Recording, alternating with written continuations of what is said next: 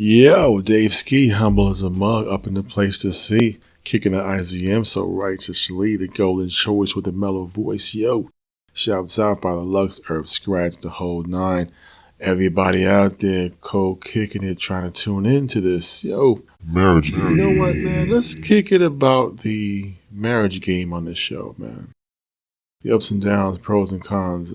I think the marriage game is always a horror when it comes to the male side. As long as the dude is a regular dude, just trying to get up, go to work, get the money, pay the bills. I'm not into no rah-rah, no Bobby Brown type Magilla Gorilla, pimped out Godzilla throwing bitches out the window. The art of the watchmaker.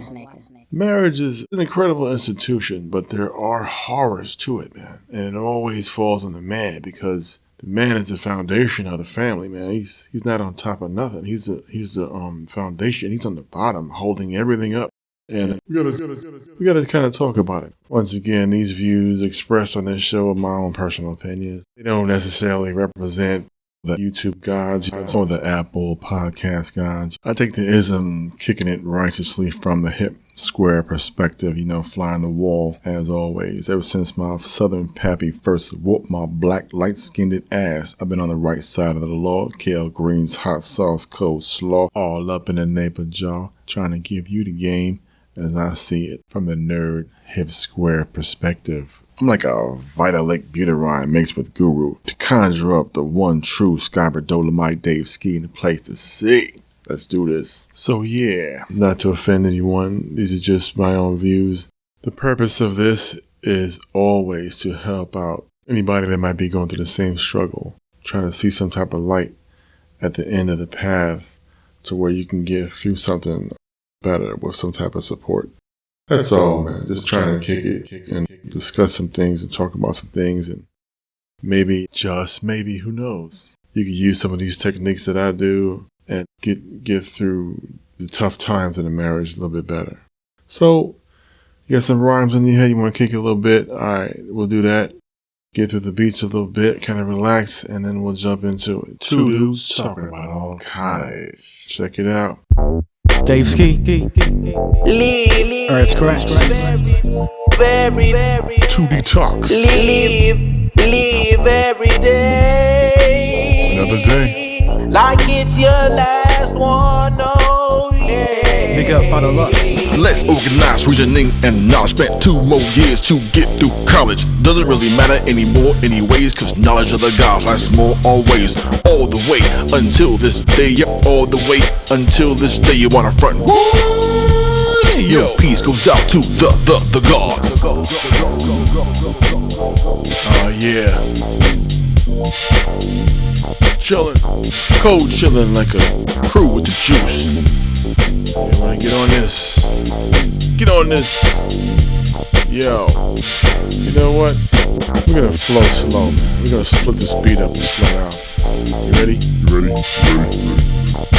3, 2, chop. Screw.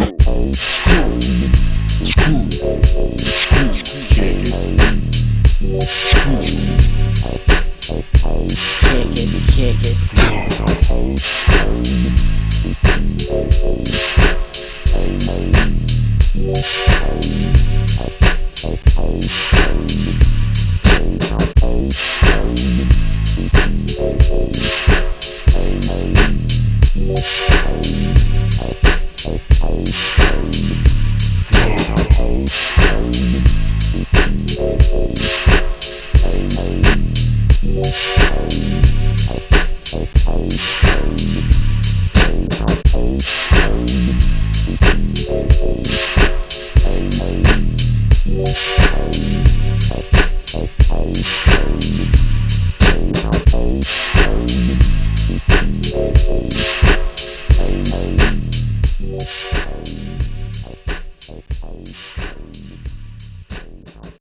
I remember this one song, man, on the Street Disciples album, double album by Nasir Jones.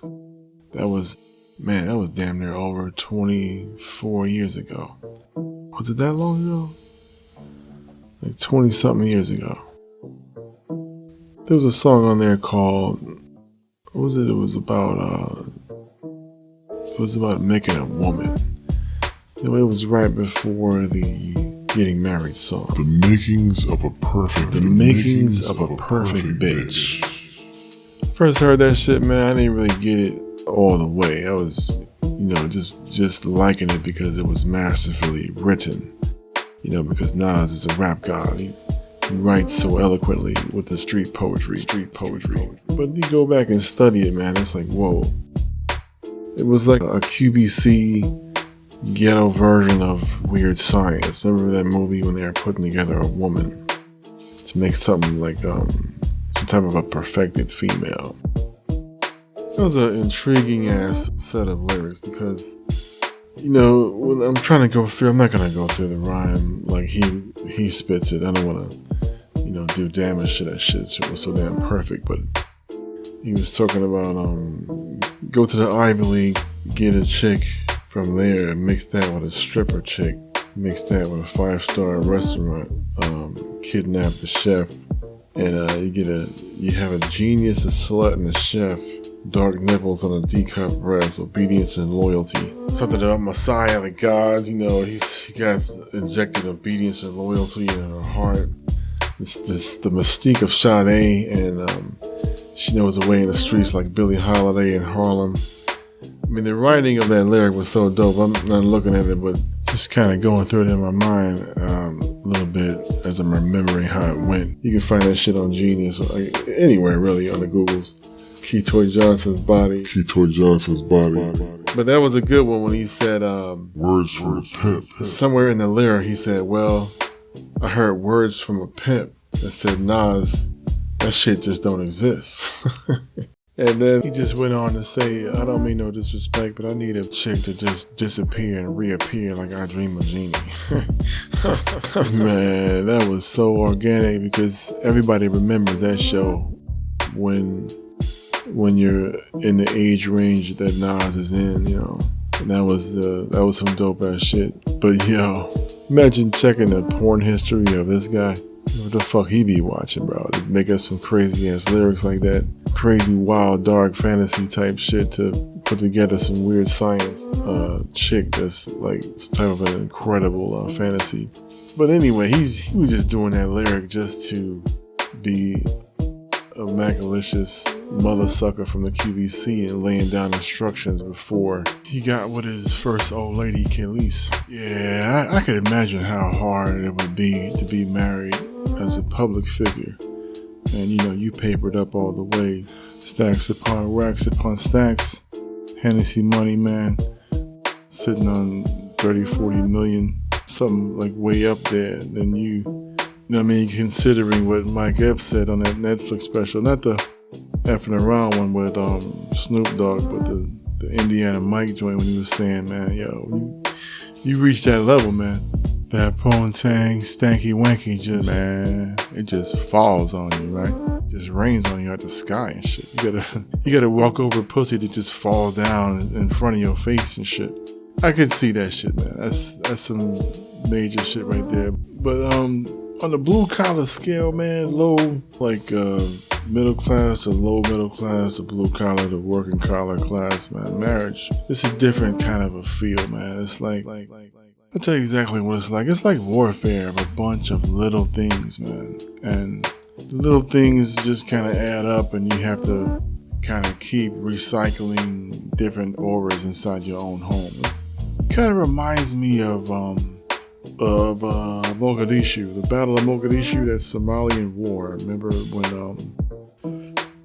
they made a movie about that shit? It was called Blackhawk Down, about that Somalian war. Was it Operation God Serpent, with the U.S.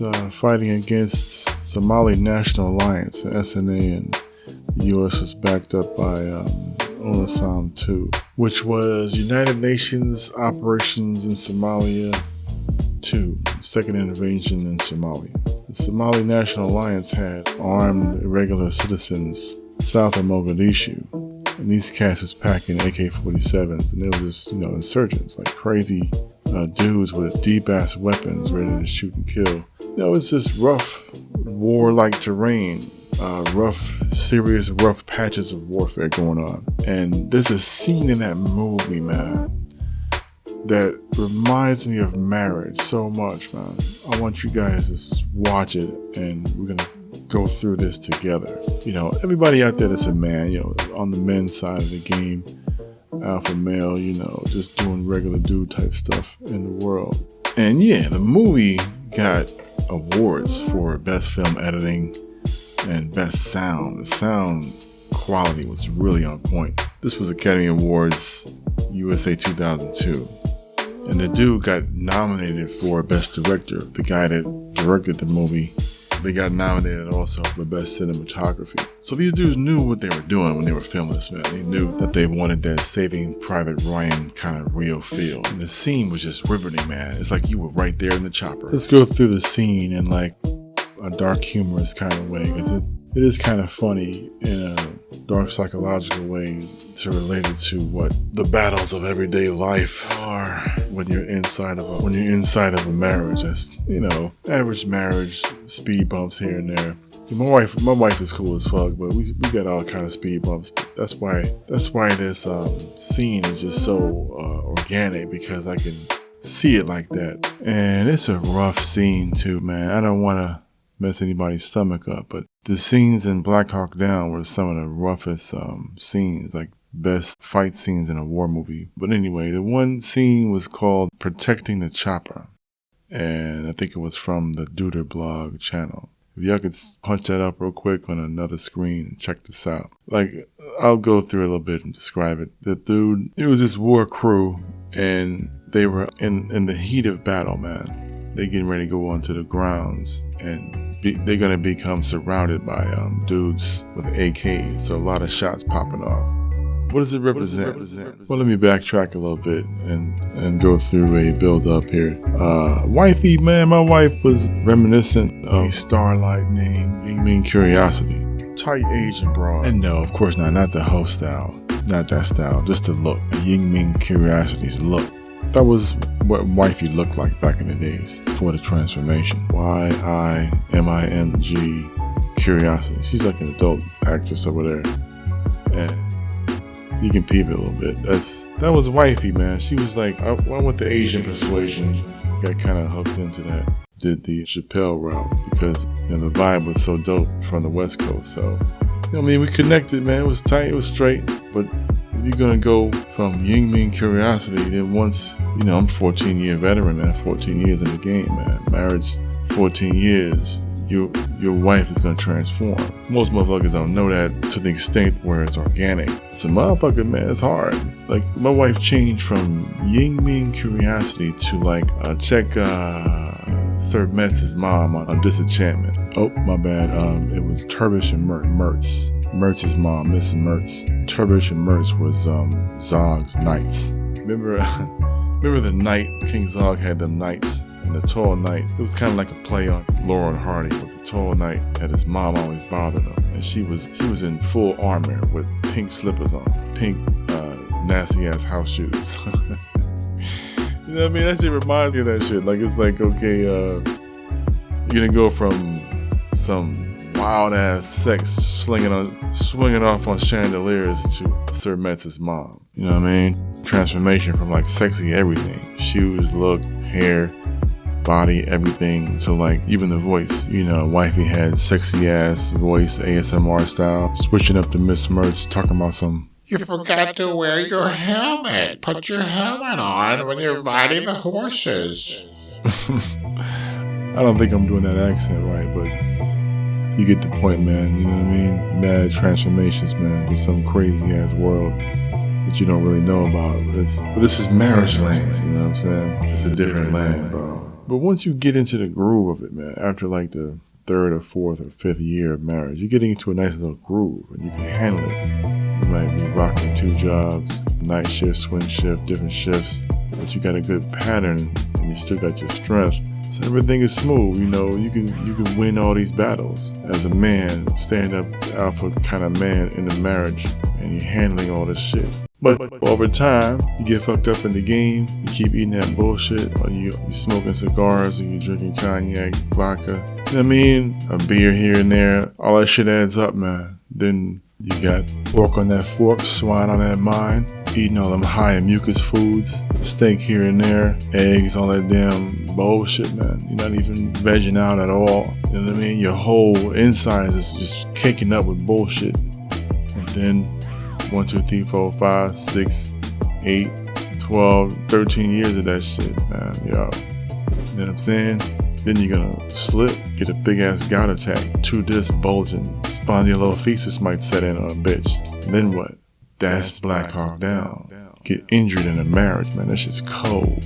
You know what I mean? Cold in a motherfucker, man. And it reminds me of Protecting the Chopper, Blackhawk Down, the scene when dudes were trapped and they were stuck. They was on the ground, man. And these wild ass Somalians are coming with the SNA and irregular citizens with AKs coming for your ass. Coming for your ass, you know what I mean? It's like, damn, you in the heat of this battle, man.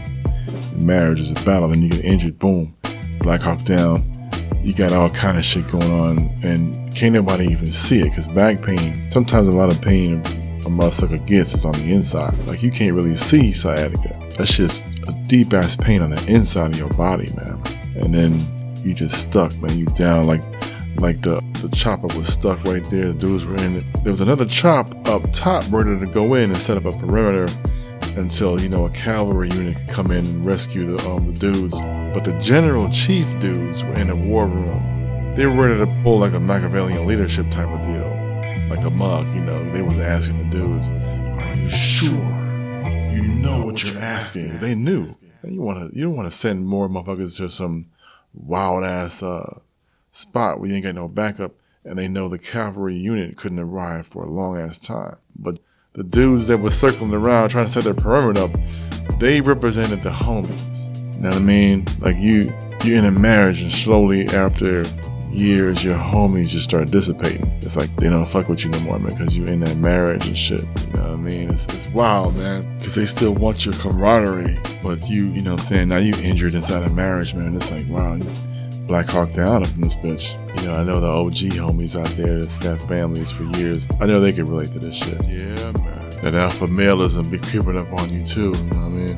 When you're injured, but yet you have to protect your own soul by, you know, staying up inside of man excellence. I mean, you're trying to be excellent still, and you're dealing with an injury. So it's like you're playing in a hyped-ass game, playoff game, but you got jacked up, man, with a hit in the ribs or some shit, and you still got to quarterback this thing out because you're trying to stay focused on your own man excellence. You still don't call out, you eat right, you stay supplemented up and nutritioned up to avoid all this sickness and call outs. You stay on the pattern, keep the bills paid. You know what I'm saying? No such thing as early to work. You're either on time or you late. You remember that from Terry Crews playing the father of Chris Rock and Everybody Hates Chris, that show. He used to say that about the job, man. On time or you're late. You know what I mean? Standing up on that square, that man excellence. And it's tough, man. But, you know, I'm here to help y'all, man. If you need camaraderie to get through this sometime, just learn from the plight of my own sorrows, because nobody really coaches or teaches injury prevention. The whole society in the West, man, is reactive. It's not proactive. But you can switch and be proactive and think about injury prevention after you get through with this show. And, you know, you won't have to go into the situation of Blackhawk down. And let's MST3K that shit real quick. You know, Mr. Science Theater 3000.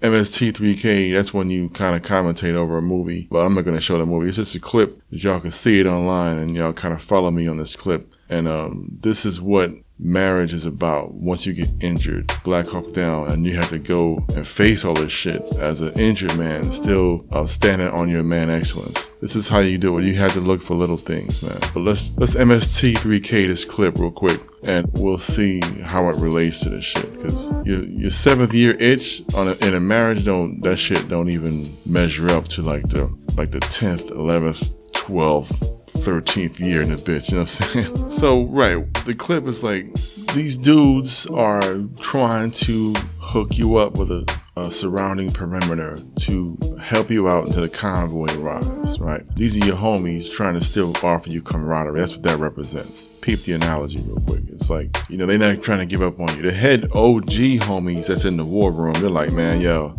dude is done. He's injured in a marriage, and he's like almost 10, 11, 12, 13, 14, 15 years in that motherfucker. He's finished, man. Let's get out of here. But your homies that know you and shit, they still trying to chill and bring you out of this shit with some decent camaraderie. Because, you know, dudes know regular dude shit. Like, break it down. Like a dude in a marriage, and as far as any dude goes, we're all just really simple people, man. Dudes are just simple. All we want is good food, good loving, and don't touch our stuff. And, you know, make sure you keep the credit score at least a 720 or above. And that's it. But the helicopter going down, as it's descending, that's representing what? Your persona, your style, your man caves, which might be turntablism, beats, going out fishing, doing tai chi, dancing. You know, my salseto papitos out there. Irv Scratch. Oh yeah. You might be playing some tennis. Your gym workouts, your gym rats, you know, might represent your cleaning. You like to live the silky living. Get that little Mac within. That's your style. You feeling up when you clean up. You got 2 lemon CBD gummies, drop them bitches, and you feeling nice. That's when you go into a really good deep cleaning of your own place to keep that shit remaining player at all times. So the chopper represents all your stuff. And once it goes down, man, bam. Man, don't nothing matter with that shit once your health slips, especially a back injury, because it's hidden. That sciatica pain is on the inside of your body, man. So you down now. You down, but you still got to fight this war. And you got a couple clips in there, and, you know, that might represent your emotional handling skills and your focus on paying the bills, even as an injured man. So you sitting there, and surgeons, or what do you call them, Somalian National Alliance dudes with the AKs coming at you. The scene is just in your face, all coming at you, man. And it's like, what's coming at you? All right, little bills, little, you know, bullshit nagging from wifey. Kid is crying about some shit, needs help with the homework. All this shit's coming at you. So you still got a little bit of strength in your mind. So you just shoot them shits down, man. You can still do it. But you're still kind of waiting on the convoy, man. The convoy might be the comrades, the camaraderie that you need, emotional support from Focused Man Excellence side, the supplement game, dudes online with positive videos to get you out of this injury. You know what I'm saying? He starts researching stuff to get you back in it, because now you fighting a war on the ground with your helicopter down, no convoy. So you need stuff to get you back up in the game. You need something to rise your helicopter back up so you can fly around and handle this motherfucking war in a better position. And this is it, man. This is marriage, man. It's war like a motherfucker, man. It's war. Young cats, man, you'll never understand this type of shit. One day. Marriage is warfare, dog, especially from a blue collar standpoint. So when this is going on and you injured, you can't work the 2 jobs like you used to, or you got to decrease your hours, and then the heat is on like a mug, man. You start feeling that Job 2:9, you know what I mean? Most ruthless shit that was ever said in the Bible, when Job's wife told a nigga, yo man, why don't you just curse God and die? You still got integrity? Look at you, man. You got boils all over you. Dude was injured, man. Job lost his health, and his wife looked at him and said, man, you curse God and die, man. Get the hell out of here. And then, you know what I'm saying? You gotta cling to the organic faith and spirit of Job. Just keep your mentals intact to get through it, man. So by 4 minutes and 10 seconds in the clip, man, he's backed up in some little cave somewhere trying to hide. And this is it, man. He rips off his helmet, and he's looking like the end here. You start hearing the peps get closer, and all these problems will start just closing in on you. You start hearing them war chants, in the clip. You start hearing the dudes go with the peps in the background. All of this shit's caving in on you, man. You got hair on the toothpaste. Bathroom gotta be recalked. It's dirty as a motherfucker. The kid's bathroom is dirty as fuck too. You wanna double pane the windows for extra protection and bring your home insurance bill down, but you can't do that.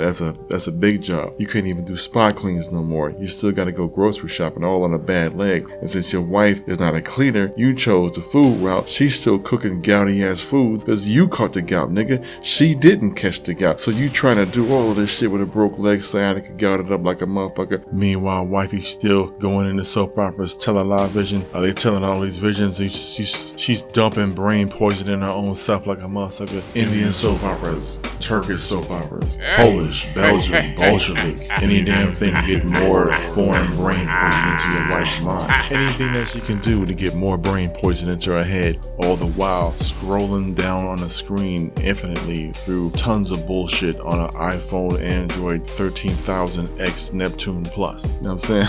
And then what are the smells of Blackhawk Down? You got the pan-seared meat with the big-ass onions, pizza with garlic powder, clams with bok choy. A light, greasy-ass film is developing on the floors in the kitchen. Garlic hummus floating around, green onions with fish eggs. Then you got castles of old pennies, 16th century pennies, in the background of all those previous funky-ass smells. Because, you know, you got the premenopausal vibes popping all off on a bitch. Now you gotta deal with those smells. And then you got a little Camaraderie kicking in. You open up the legs for a favor bang, and that shit feels like the haunted house of rock. Y'all don't know, man. Camaraderie is like, you know, your wifey, your old lady finna have 2 periods a month. You know what I mean? You might try to get a favor bang one night, get some damn relaxation from the stanky wanky, then you hear them Vincent Price type noises, haunted doors all up in them eggs, man. That shit is, You got one ankle in one hand, one ankle in the other hand, and you about to do a spread on them ankles. And then once you separate the ankles and you're about to go in, you hear them haunted mansion door sounds like Brigantine Castle.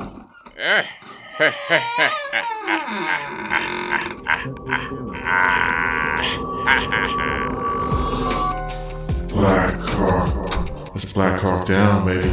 You can't oversee this shit because you in pain and you still gotta work. Then your kid's slipping down TikTok getting that goober fantastic little kitty brain poison. Then his or her mind getting clogged up. And you gotta go retrain that real quick. But you can't do it because you got this broke leg, got this sciatica, broke sacroiliac, gout in the back, facet joint syndrome, tennis elbow, lateral epicondylitis like a mug. Blackhawk. Flexor hallucis longus pain, plantar fasciitis. Other pains start acting up because you can't exercise right. Hair's all in the bathroom. They ain't mines, cause them bitches on the ceiling, my knees. Bathroom mold piling up. Wifey Camaraderie start kicking in higher gear cause she lost sight of the instructions. She turns into Nicole Brown. Bed looking like a crime scene. Blood stains on 2, 3, 4, 5 motherfucking sheets. And you trying to clean up, you want to clean up, but you can't clean up. Cause guess what? Gout done got all through the temple, man. Spreading. It starts in the foot, but now the gout done got all the way through the temple, yo. Blackhawk. In the meantime, in between rounds, she cooking beans or purines. Nothing is labeled in the fridge. You got brain fog. One hit of the wrong food. Booyakasha. More pain. Flare up, flare up. Cause you can't have no purine, no solanine in your food no more, bitch. You crazy, man. That's gonna make you drop. And guess what happens? You drop. Damn, Blackhawk down like a mug. Blackhawk. All the while, yo, mammy, the kid's grandmammy, narcissistic, egomaniac, condescending elder from the 40s. Grandma keeps on bringing meat lovers pizza to the house with spoiled, expired, insured packets, not even knowing that shit could kill a nigga in a second. And since they done ate salt, sugar, fat, beer, liquor, wine, cigarettes, coffee all their life, that shit don't even faze them. They think that you stupid. They underneath powerful generational brainwashing, man. Cause disease don't run in the family. Bad habits run in the family, dog. And there you are, laying there trying to protect the chopper, man. Looking like DiCaprio, Wolf of Wall Street, crawling to the Lambo, effed up on delayed quaaludes, trying to get to the doctor before they close. You gotta get Ultram, Tramadol, Totalac, Methacarbinol, steroid shot in the shoulder. Anything to get that pain down so you can ease into your ghetto-made inversion table, which is you hanging off the ledge of the bed, head off the bed, legs up, spread wide like a football goal, trying your damnness to elongate that spine, get that nerve off that disc. Re-invert that bulge to go back in once the pain goes down just a little bit. And this is it. You only got maybe 30-45 minutes to reintroduce yourself to your old lady, man. And now you trying to reintroduce yourself with new instructions over this Job 2:9 kind of attitude.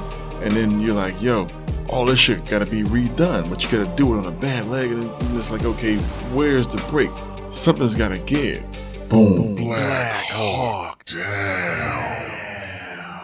Then the last part of the protecting the chopper scene.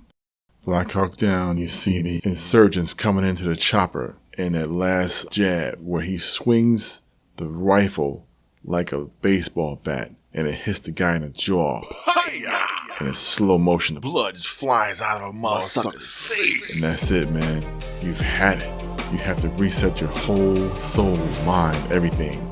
This is what you gotta do, man. As long as you're not driving and your next 5-minute break at work, gotta breathe, homie. Stop everything you're doing and breathe.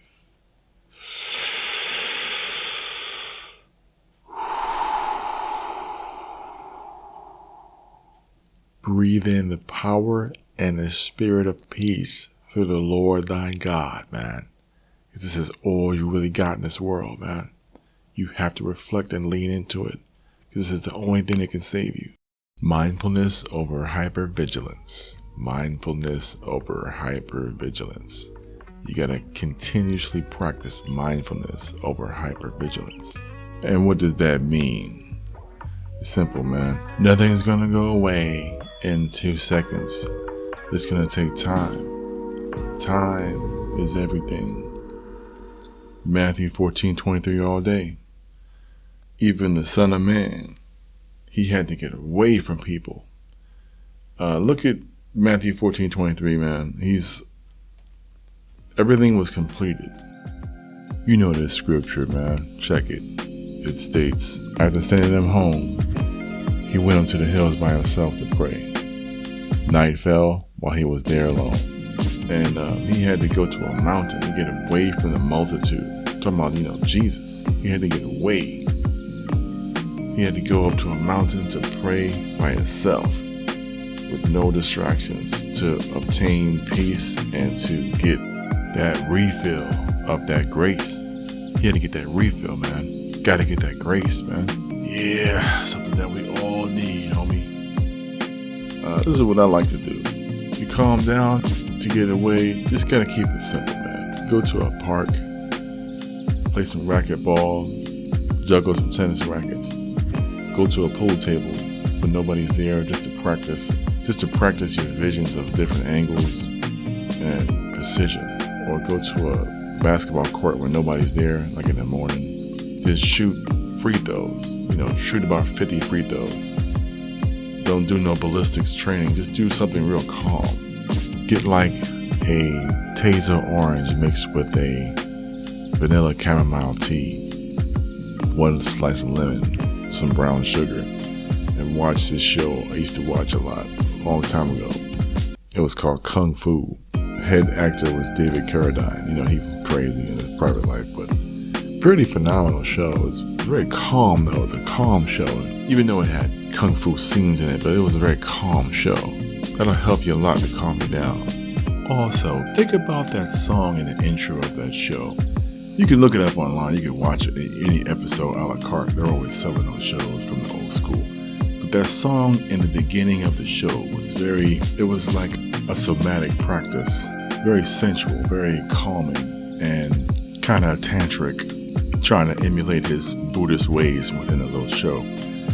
But to make it fun, to get some fun out of that, we could actually do a parody, like a Weird Al Yankovic type of a parody with that song, just to ease the pain with the song and throw some comedy in it, and also dive into your imagination. Like, imagine if Will Ferrell was playing a character as a timepiece about a scene of this type of a Buddhist monk monastery type of a feel. Same lane as a Chris Farley with Beverly Hills Ninja, and he's thinking about how is he gonna recycle the vibes of his old hag-ass wife, and he's trying to do it.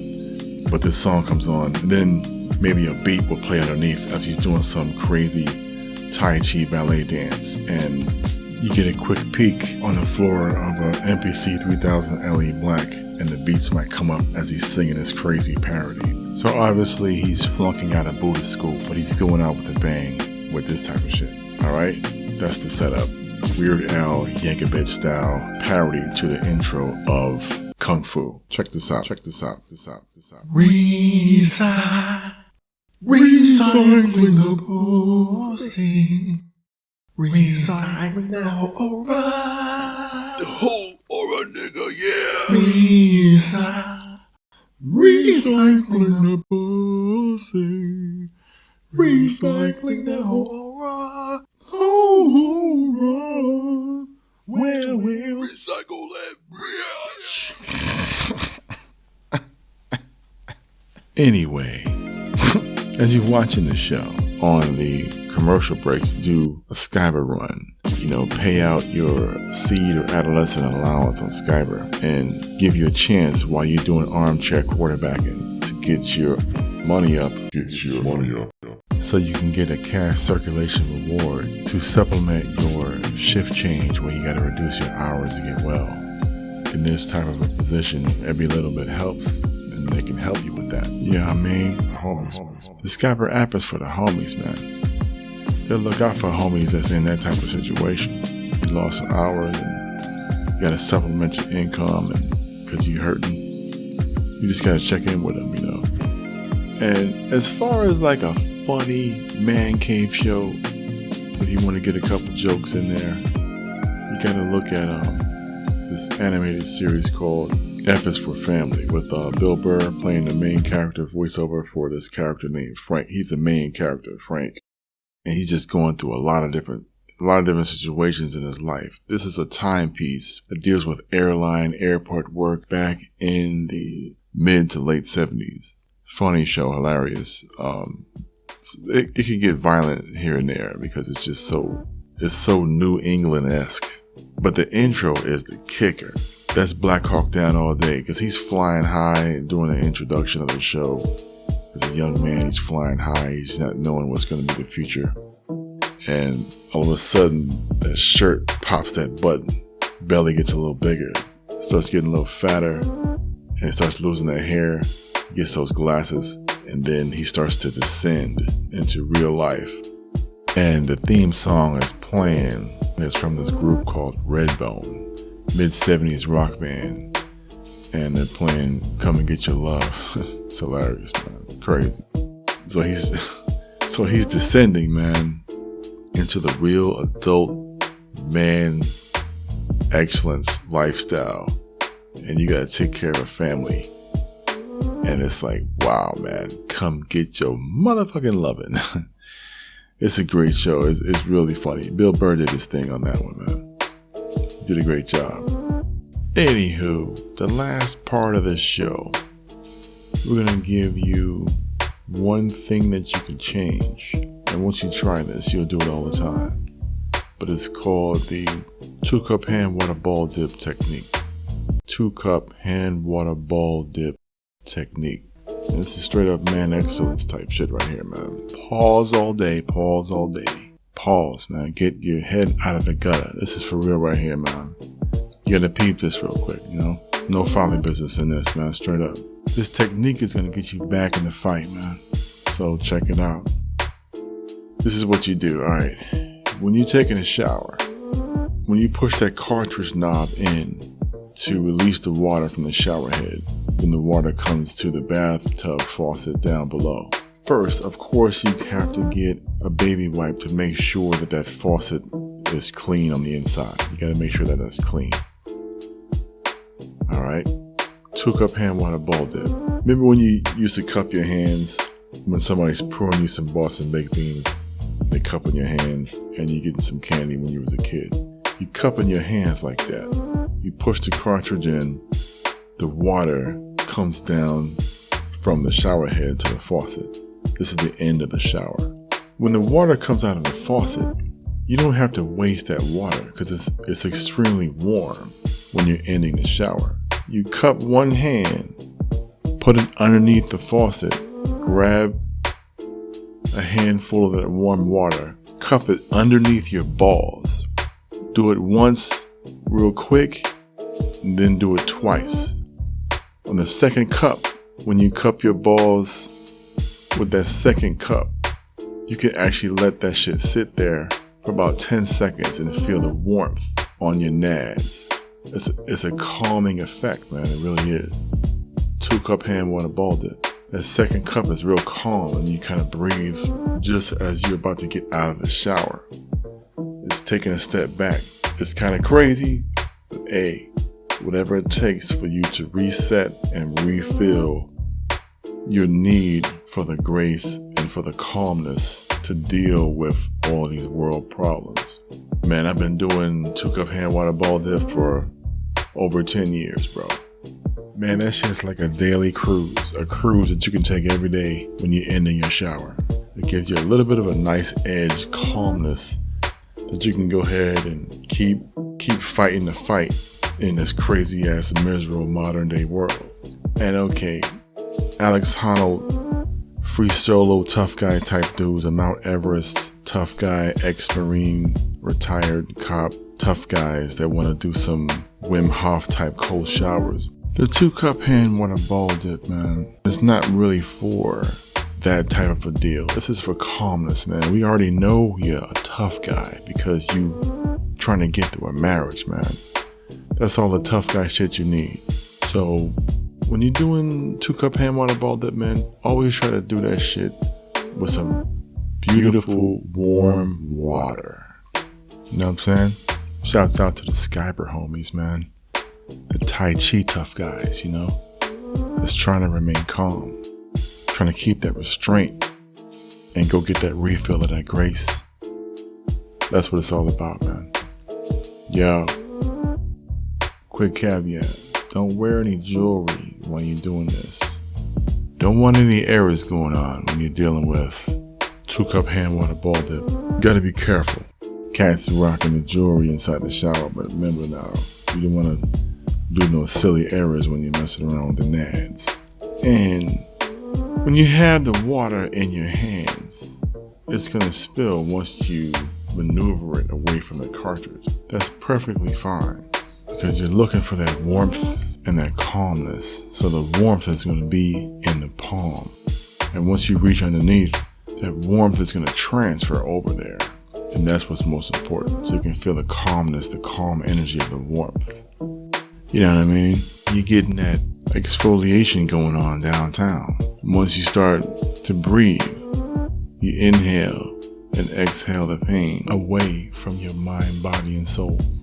And then calmly step out the shower in a refocused mindset and breathe in again and look at yourself in the mirror and say, I got this. Simple but powerful reaffirmation. You know what I mean? Turning Blackhawk down to exfoliation downtown.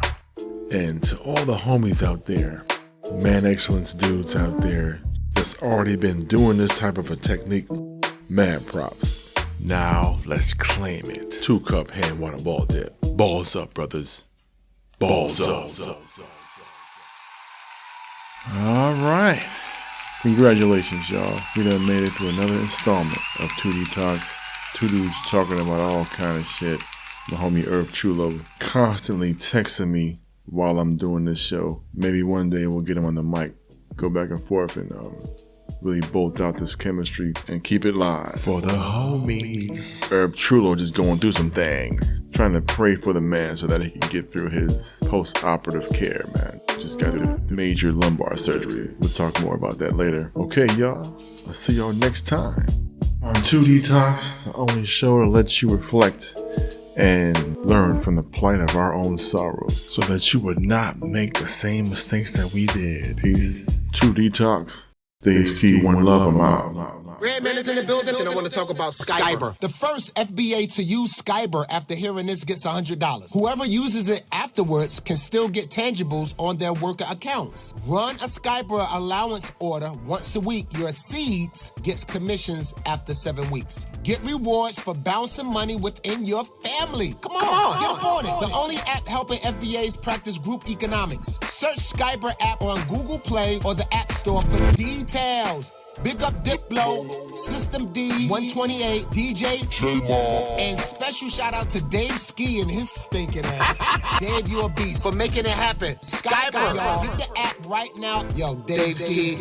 Skyber's for us, by us. You know what I'm saying? So it's time to come up, baby. Skyber, word up. Players, get your hustle on. Oh, yeah. Skyber.org. Skyber.org.